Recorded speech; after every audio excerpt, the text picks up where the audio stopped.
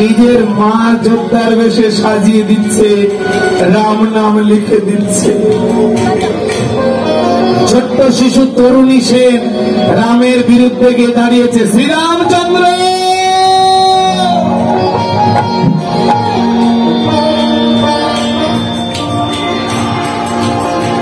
আমি রাবণের পক্ষের যোদ্ধা, আমার সঙ্গে যুদ্ধের জন্য প্রস্তুত হও।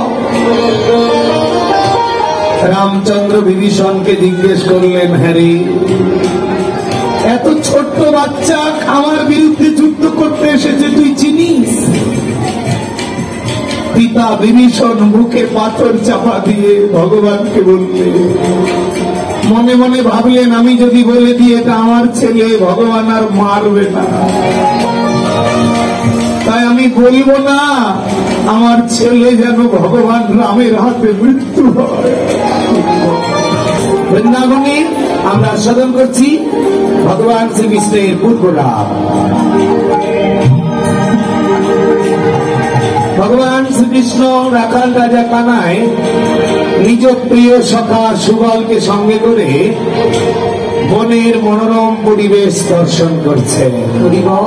বৈষ্ণব কবি পদ লিখছেন, সুবল রিয়া সঙ্গে বলে দেখলে সুবল আজ কতই শোভা, একেবারে দেখলে সুবল কতই শোভা, বলে দেখলে দেখার স্বাদ মেটে না, দেখলে সুবল কতই শোভা, দেখলে দেখার স্বাদ মেটে না, দেখলে সুবল কতই শোভা। আজ বৃন্দাবনে প্রিয় সখা সুবলকে সঙ্গে করে বনের মনোরম পরিবেশ দর্শন করছেন। এই যে মায়েরা খুব মন দিয়ে শুনবেন, সুবল হলো পরম সখা বাবা, শ্রীরাম কেন হলো না? খুব মন দিয়ে শুনবেন, ঘটনাটি অনেক গুরুত্বপূর্ণ এবং মানব জীবনে অনেক শিক্ষা আছে। সুবল হলো পরম সখা, শ্রীরাম কেন হলো না? তাহলে সুবল পরম সখা হয়েছে নিশ্চয় এমন কোন কর্ম করেছিল। এই সুবলের জন্ম যদি আমরা জানতে চাই, তাহলে সুবল আগের জন্মে ছিল আমার রামের বিরোধী দল রাবণের ভাই বিভীষণের ছেলে তরুণী সেন। এখানে একটা প্রশ্ন আছে বাবা, রাবণের ভাতিজা ছিল তরুণী সেন আগের জন্মে, আর পরের জন্মে ভগবানের সব থেকে পরম বন্ধু। এ ভগবান কি দুর্নীতি করে দিয়েছে? আগের জন্মে রাক্ষসকুল, পরের জন্মে ভগবানের বন্ধু, কি করে সম্ভব? জগৎকে শিক্ষা দিল, এ জন্মে যদি তুমি রাক্ষসকুলে জন্মে দেহ গোবিন্দ সেবায় না লাগে, তাহলে সুবলের মতো কর্ম করো, পরের জন্মে তুমি ভগবানের কোন কুলে জন্মগ্রহণ করবে।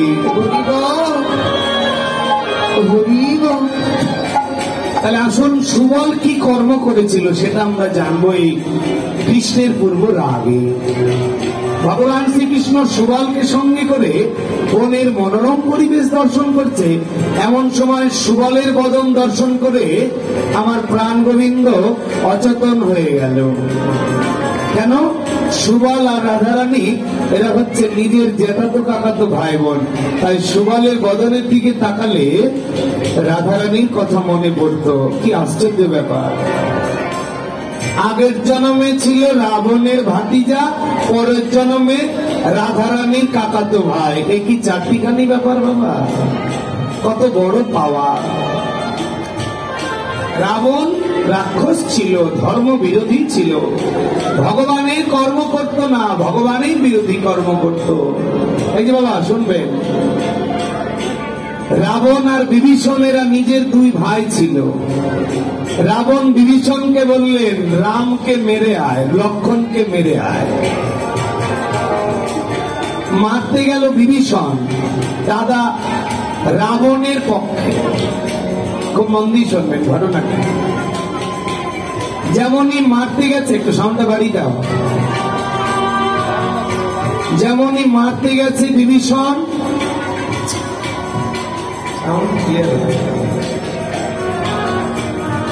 বিভীষণ রামকে মারতে গেল। যেই না মারতে গেছে অমনি বাণগুলো লাগছে না রামের চরণে, ফুল হয়ে লাগছে অথবা উড়ে যাচ্ছে ফুল। বিভীষণ মনে করলো রামচন্দ্র কোনো জাদু জানে, এই জন্য আমার বাণগুলো লাগছে না।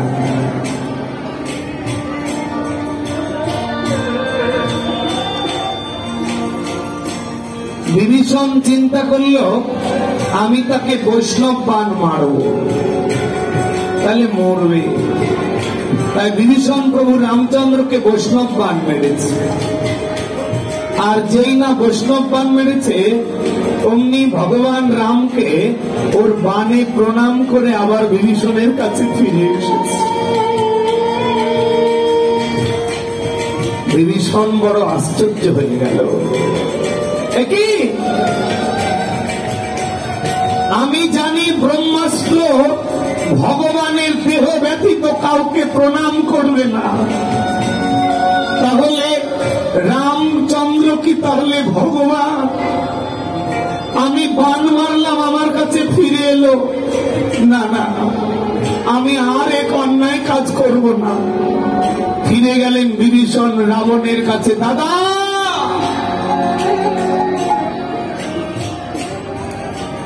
আমি তোর পক্ষ থেকে আর যুদ্ধ করতে পারবো না। কেন রে? আমরা যাকে মারার জন্য পরিকল্পনা করছি সে আর কেউ নয়, যার বিরুদ্ধে আচরণ করছি সে কেউ নয়, সে নিশ্চয় কোনো ভগবান। দাদা বিভীষণ তুই কি করে বুঝলি ও ভগবান? বিভীষণ বললেন দাদা ব্রহ্মাস্ত্র মেরেছিলাম, ব্রহ্মাস্ত্র ভগবান ছাড়া কাউকে প্রণাম করে না, রামচন্দ্রকে প্রণাম করে ফিরে এসেছে। না দাদা আমি আর যুদ্ধ করতে পারবো না, এই নে তোর অস্ত্র, চল ভাই চল দাদা আমরা আত্মসমর্পণ করি রামচন্দ্রের কাছে।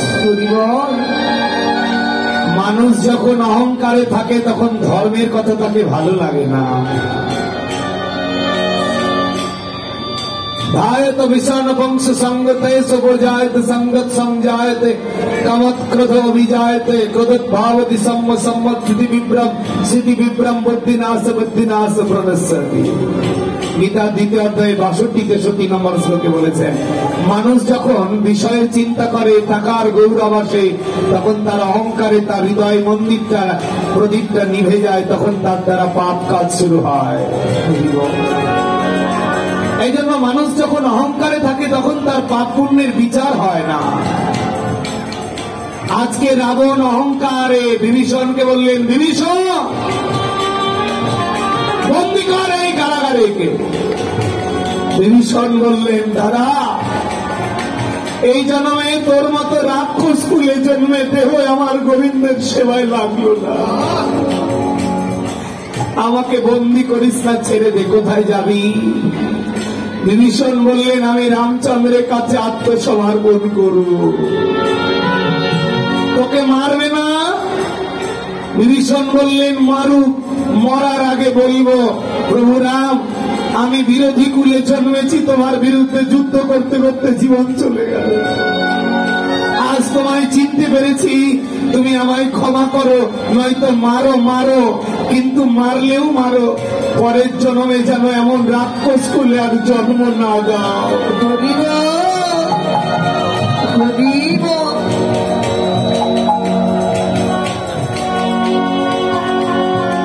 পিতা যেমন পুত্র বাৎসল্য হয়,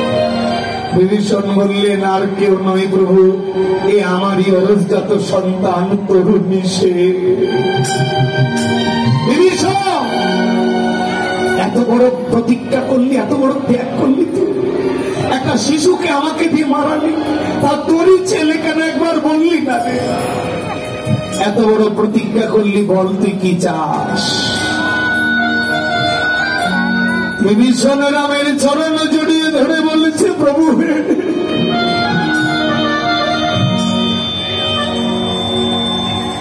এই জনমে রাক্ষস কুলে জনমে তোমার চরণে লাগা হলো না, এই দেহ তোমার সেবায় লাগলো না, পরের জন্মে তুমি এমন একটা জন্ম দিও, সে জন্মে দেহ যেন তোমার চরণ সেবা।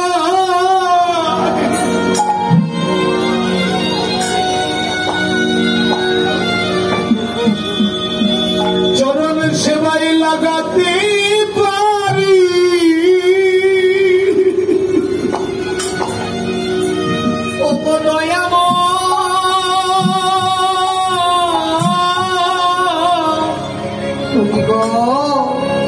এই দেহ তোমার চরণ সেবা,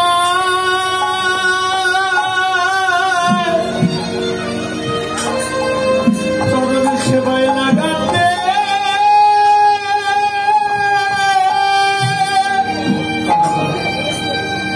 আমরা লাগাতে পারি।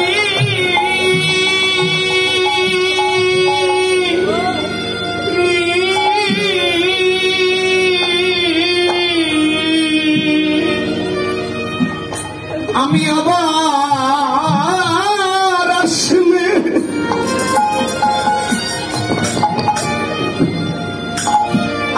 আসলে যেন তোমার সঙ্গ পাই গো,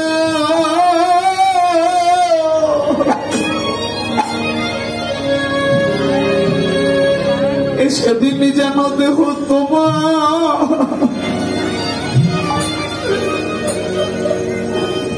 তোমার সেবা,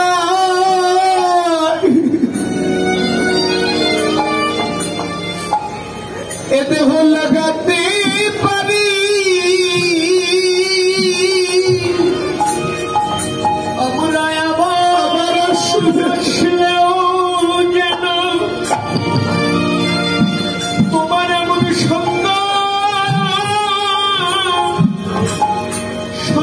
পাই গো।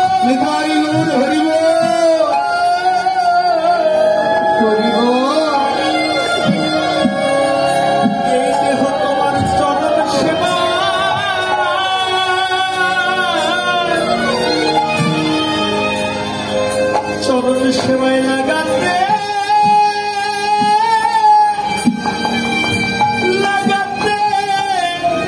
পারি।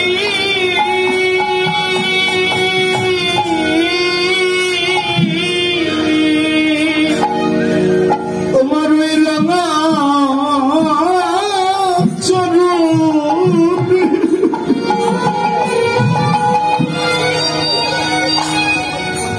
আমার এই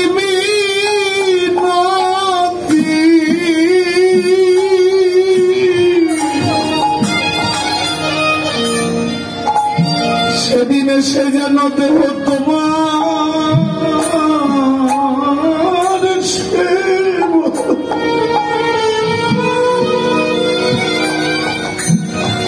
এ দেহ লাগাতে পারি।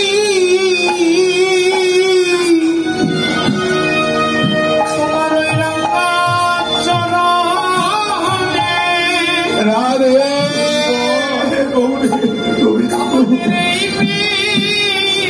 প্রভুরা,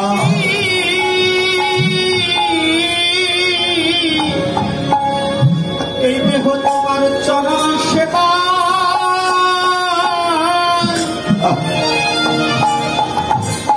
চরণ সেবায় লাগাতে পারি।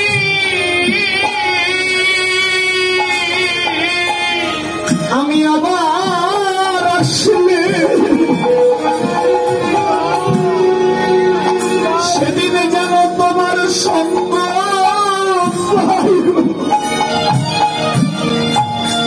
আমি এই মিনতি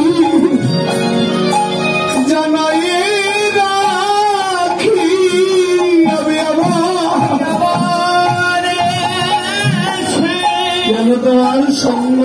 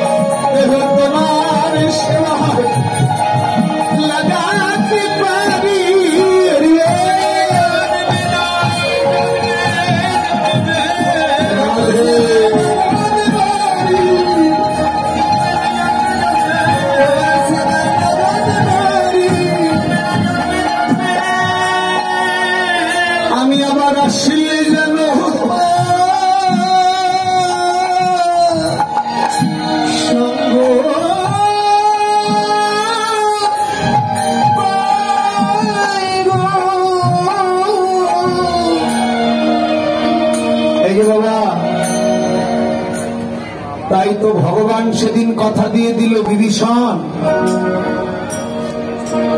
তুই আমার জন্য প্রতিজ্ঞা করেছিস, স্কুল ত্যাগ করেছিস, তোর ছেলে শিশুকালে মৃত্যুবরণ করলো, যা আমি তোকে কথা দিয়ে দিলাম আগত দাপর যুগে তোর ছেলে হবে আমার পরম বন্ধু সুবল সখা, আর তুই হবি তার বাবা রাধারানীর জ্যাঠা সুভানু। এই জন্য আগের জন্মে রাক্ষস কুলে জন্মিলেও বাবা ভগবানের কাছে আত্মসমর্পণ করে এমন কিছু কর্ম করল যার দ্বারা পরের জন্মে ভগবানের বন্ধু হয়ে জন্মগ্রহণ করল। এখানেও কর্মের কথা বলেছেন, তাই বললেন জন্ম হোক যথাযথা